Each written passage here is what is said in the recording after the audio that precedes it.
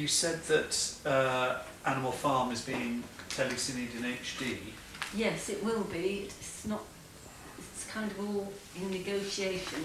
Just put this in the wet. That wasn't there. Do you want? I don't want a tissue. I've got a tissue. Who's doing that, Viv? Who's doing that? BFI or? I don't know That's who's, all right. no, not the BFI. It'll be done somewhere or other. It's in negotiation right now. Is that for a new commercial Blu-ray release or That's what? right. It'll be HD, Blu-ray, all the bells and whistles. And the idea is to bring it out in the autumn. So not a lot of time. Well, that's very exciting, and another thing, another sort of, event, I suppose, another sort of, Yes. date for the diary. Do you mind holding up your copy of Animal Farm that I saw you Animal Farm? holding? The book. The book. Animal Farm. The book. You bought the book of Animal Farm. I saw over your shoulder. I saw. So I sneaked a peek at this marvellous book, which Vivien will tell you about now. Yes, well, I went to the Orwell estate this morning to try and get them to approve of re-editing this book of Animal Farm, which was done when it first came out in 1954-55. And where is it? Here we go.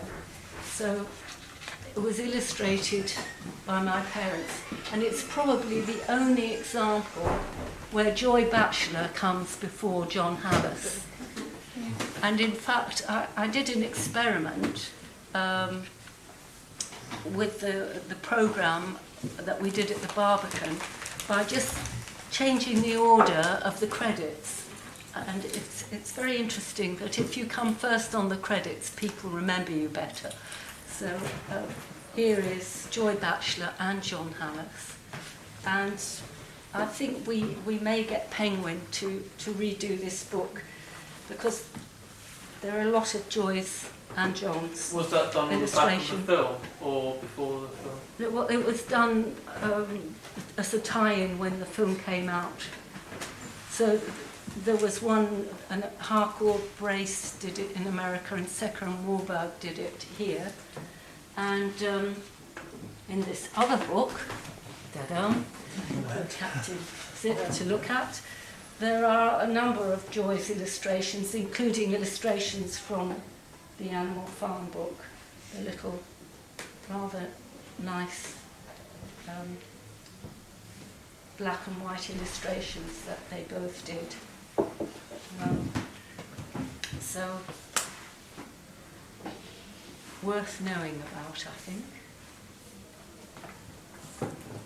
But I think it would be lovely if they do Animal Farm, because nowadays everybody wants things, the LPs and this, that and the other, and Blu-ray. Although I don't know how many people here can play Blu-ray.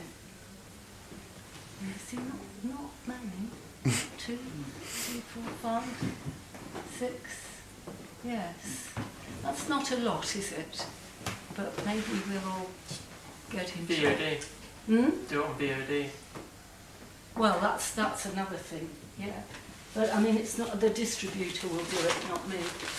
And the idea is to bring out this fabulous collector's box sets that none of us can afford. But it's not done yet, if you see what I mean. And one probably shouldn't even talk about it, because until it's done, it's not done. The existing DVD of Animal Farm that doesn't it have the Harold Whittaker comic strip adaptation as a kind of download? Am I making that up as a downloadable No, there extra? was a very nice, and that might be another thing to bring out again as well. Harold Whittaker, who was one of the main animators at Halas and Batchelor, did, in his spare time, he used to draw for Disney.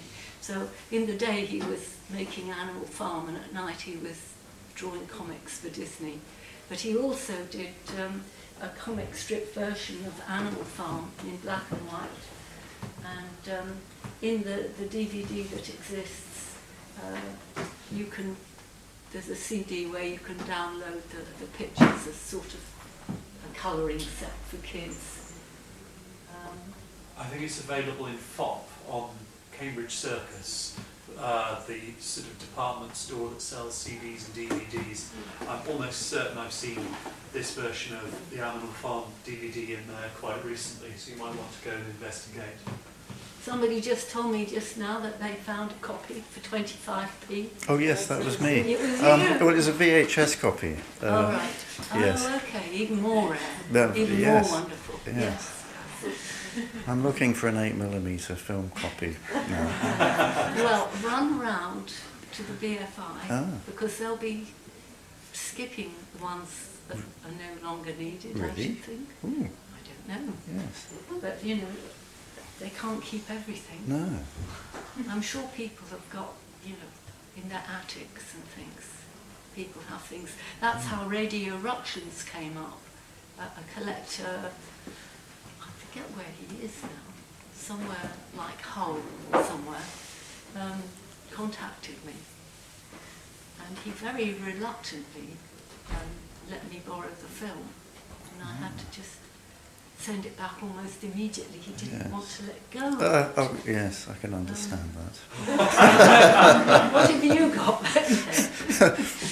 Well, no, I haven't got it. Well, no, I think Have you got a collection? I've got a collection. Yes, yes. Do you have Butterfly Ball? I do have Butterfly. I have a gorgeous Super 8 print of Butterfly Ball. Really? Yes, it's lovely. Are there, before we have a break, do we have any more questions for Vivien? I'm sure that if you're feeling shy and you just want to come over for a chat, that Vivien would be happy to talk to you, and she'll be around for a bit longer. But if there are no immediate questions, may I thank Vivien so much for delivering a wonderful talk and bringing such fantastic work along. And before we do that, I'd like to thank you and Tom and Tamara for making that film really, really work. Thank you. Love the music and the comfortable sound. And Vivien, of course, managed to get Zoe Wanamaker to do the voiceover, which is, I think, a marvellous coup. Yeah. Okay, well, we'll break for a drink and come back in a bit. We're going to show a couple of other films in the second. We'll have a sort of short second half, but Vivien will be here for a bit longer. I'll stay until 10. Oh, right. Oh, marvellous, Yes, marvellous. well, if I don't go in 10 minutes, I don't get the 9:47, so I might as well stay a bit longer. Okay, well, we'll make it worth your while. Oh, good. So we'll have a short break now, so please charge your glasses downstairs, because we get the room for free thanks to the goodwill of the pub, so in return it's good if we buy drinks. So once again, a big hand for Vivien.